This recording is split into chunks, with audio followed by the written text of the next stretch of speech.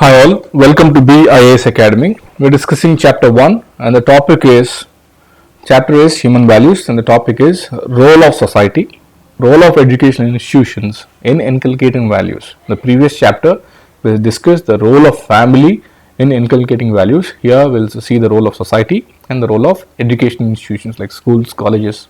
What is the role in inculcating values? Okay, so role of society. So as we all know, society plays an important role, right? So if you learn most of the values from your region, from your place. So society plays an important role in the formation of moral values. What is society? It is an extension of the family which we live in, right? You have a family, you have your house, and the neighboring families are your society. So we often follow the dictates of the society. If there is a moral society, if there are moral citizens, naturally you will become a good moral citizen. Our behavior is mostly influenced by neighbors. Next to the family, we are influenced by neighbors, classmates, peers, colleagues, media, movie, television. These are all nothing but part of our society. Right. So let us look at certain examples. What are the things we learn from our society? Young people, they mostly start smoking and drinking by under peer pressure. If your friend encourages you to smoke, there is a possibility that you might start smoking and drinking. So most of the people drink at the age of in their colleges because they're influenced by the peers or some in working. When they join workplace. And we have seen examples of honest citizens become corrupt when they join government organizations. And then decent people might throw garbage or wafers or papers in public places. Because when people see somebody doing this, doing or throwing garbage on the street, decent people might change their behavior and throw garbage in public places. So classic example is the same citizen when he goes to USA does not dump he might carry wafers in his pocket or his bag or his purse or her purse. But whereas in India, most of the places, the same person will dump garbage in public places. They'll throw garbage out of the car or whatsoever. So that means we learn from the society. Okay. So it is very important that the society should encourage moral behavior in its members. So how will you change that? Condemn bad practices like corrupt civil servants, corrupt politicians, corrupt officers have to be condemned by the society. So if that is condemned, if the society says that it is a bad practice and they condemn that, then corruption will come down. Right. Okay, now let's look at role of educational institutions in inculcating values. Did you learn any values in your school or in your college or from your professor, from your teacher? Most of the people will learn values from their colleges, schools, teachers, because we tend to spend 2 decades in schools and colleges, up to some places up to 3 decades. Imagine if the teacher do not have any moral values, can they teach morality to children? That is why teacher has to be very careful. He has to become a role model. He or she has to be a role model. So let us look at a quote regarding that. A teacher affects all eternity. You never know where his influence stops. It is given by Henry Adams. We never know, where the influence of a teacher stops. You all might have experienced, because you might have come out of college after 20 years, 15 years. The impact of your teacher will be on you. You might learn discipline, you might learn good qualities, you might learn good subject from him. The classical example, whenever there is any topic regarding teacher, the quotation you can write here is, a teacher affects all eternity. That means teacher influence is not limited to his classroom or his college. His influence is forever, or her influence is forever. A teacher affects all eternity. You never know where his influence stops. It is given by Henry Adams. I'll repeat the quote. A teacher affects all eternity. You never know where his influence stops. Given by Henry Adams. Right. So example, as I always give you more examples, classic example regarding a teacher's influence. So some of you might read biography of Mahatma Gandhi, My Experiments with Truth. Okay, let me go to the story that happened in Mahatma Gandhi's life. Mahatma Gandhi was shy during his childhood. One day, the inspectors of school, Mr. Giles, the education inspector, came to Gandhiji's school. He read out 5 English words to the class and asked the boys to write them. That is, he conducted a spelling test or a dictation. Mohandas Gandhi wrote 4 words correctly, but he could not spell the 5th one correct. The 5th word was kettle. He could not write the spelling of the kettle. What is kettle? Which you pour tea, water, kettle. He could not write that word. Seeing Gandhiji's hesitation, the teacher signaled from the back of the inspector that he should copy the word from his neighbor. The teacher said, copy from your friend. But Mahatma Gandhi ignored the signs of the teacher. After the inspector left, the teacher scolded Gandhiji. I told you to copy from your neighbor. The teacher said angrily to Gandhiji. Couldn't you even do that correctly? Then the entire class laughed at Mohandas Gandhi. As he went home that evening, Mohandas was happy. He knew that he had done the right thing. What made him sad was the teacher has asked him to teach. Why are we talking about this? Because schools are the best place for inculcating the right values in young minds. It is therefore very important that the teachers not only teach the students what is part of the curriculum, but also teach moral values. So that is the important part of a teacher. So you never know where the influence of the teacher ends. Teacher influences for eternity. This quotation is given by Henry Adams. Right. Okay. Then the question is, how should the teacher, what methods or techniques should be followed by the teacher to cultivate good values in students? Different methods. One is accountability, integrity. How the students must be trained to be accountable for their actions. In your school, colleges, if you are trained to be accountable, what is being accountable? That means you should stop blaming for the failures. Taking accountability, taking responsibility. Instead of finding fault with someone else, you take the responsibility. You also take the credit for your achievements at the same time, but you will also accept the blames as well. That is taking accountability. Next, integrity. Teacher must be a role model for the students. Teacher must be truthful, sincere, punctual, professional. Because children look at the teachers as a role model.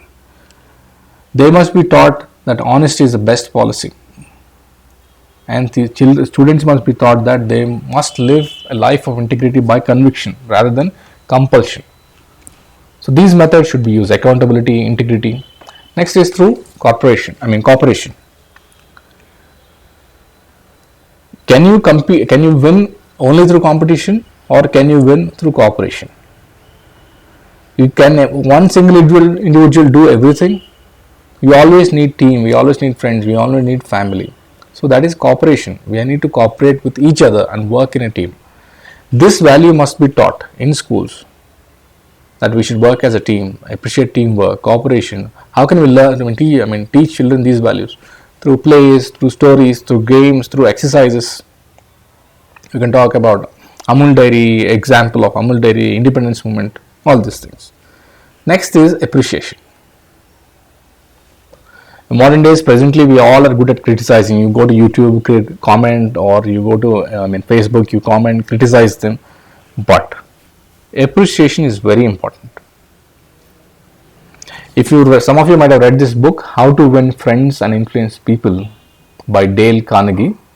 In this book, he says that any fool can criticize, any fool can complain, any fool can condemn, but it takes a character and self-control to be understanding and forgiving. That is, it is tough to be. It takes a personality to be a person of understanding and forgiving. What does Dane Carnegie advise in how to win friends and influence people? That means we have to be lavish in our praise, hearty in approbation. That means you have to praise generously. So appreciation is an important tool to inculcate values in children. This must be used by the teachers. What do we do through appreciation? We discuss the same value when we are discussing about the role of family. Once you appreciate, what do you appreciate? You appreciate the positive self-image, and then this enforces the good quality in the children.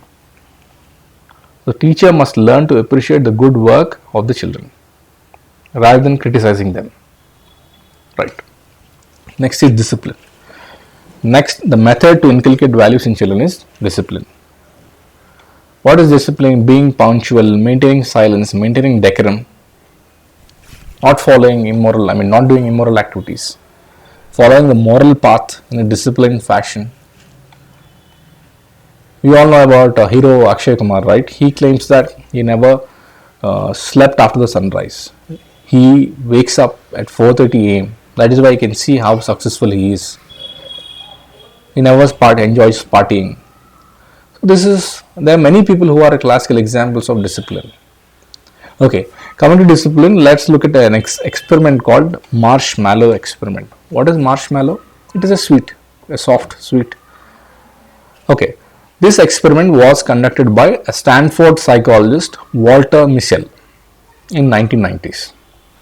He took children of ages of 4 and 5 and he offered a deal to them.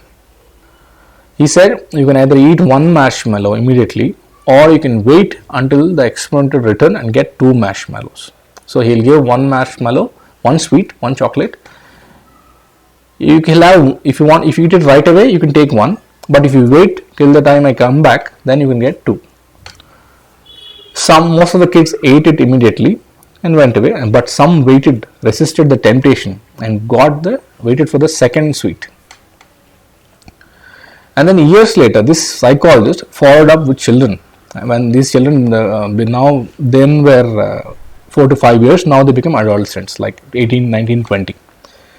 And he found the evidence that the kids who had held for second marshmallow, who waited for the second sweet, were more well adjusted, did better in their SAT test, had lower body mass index, that means their weight was proportionate. So what does it conclude? What this marshmallow experiment concluded that a child who was able to practice delayed gratification was likely to reap a range of benefits. Self-discipline helps a person to control the lure of instant gratification. Today, Netflix, there is a new movie launched. But you have to read your ethics paper or essay paper or newspaper. If you delay your gratification, delay that until I complete my work, what I am supposed to do. If I am supposed to read the newspaper, complete it, write notes, finish it off, and then watch the movie or postpone it to the Sunday or weekend. So there is more likely that you will be successful in your exam. So delayed gratification comes through self-discipline, and then in long term you will be successful. So teachers have to inculcate discipline in children. Right. Next, classroom teaching of moral values. Moral values can be inculcated by teachers during classroom. How? By telling case studies, reading stories, telling experiences of the teacher, situations, and asking children to reflect upon the moral values and write an essay or extempore or speech, or write a drama, play a drama. Teachers should involve students in active games. And students must also be encouraged to develop a spirit of rational inquiry and self-discovery. This is not being done in present day system, but it has to be inquired, it has to be done. It used to be done in our old school system, Gurukul system. Students must be taught to focus their attention, actively listen. This should be taught to them. We all don't know how to actively listen. It comes through practice. And we also should learn reflective thinking. What is a reflective thinking? Thinking on what you read. For example, you read about moral values. Then you should start your thinking that what is morals for me? What is a value for me? what are the values I follow, what do I value, or what is the advantage of following a moral value, what is the disadvantage, how does it impact my behavior, or how does it impact my life, what are the benefits for me. So if you think in different dimensions, that is called reflective thinking. This should be encouraged by teachers in schools. Next, teachers should encourage students to develop good interpersonal skills. Teachers should also act as a role model. They should encourage healthy discussions and should not criticize students frequently. They should encourage them, appreciate them. And teachers should also encourage children to introspect, think about their own attitude, think about their own behavior. Apart from teacher, it's the role of family, society, education institutions. It is their role to cultivate the right values in the young minds of the children. That is how we can create an ethical and moral society. Now let us look at a mains-based question. Discuss the role of society and schools in inculcating values among children. I'll repeat the question. Discuss the role of society and schools in inculcating values among children. The standard format is introduction, body, conclusion. In the body, write relevant theories, examples, current affairs, and draw a diagram. Okay. In introduction, you can start with defining values, quote different values, and the importance of society and school. And then come to the body, write address. Finally, conclude. Let us look at the sample conclusion written here. Society is becoming more materialistic and values appear to be pushed into the background. So what are we saying? The present society is becoming materialistic. So the solution is the parents, society and teachers, they play a crucial role in developing the values of their child. So it is offering with a solution. Okay, right. With this, let's end this class. If any of you writes an answer to these questions, you can mail us to beiasacademy@gmail.com. Thank you for listening. Have a great day.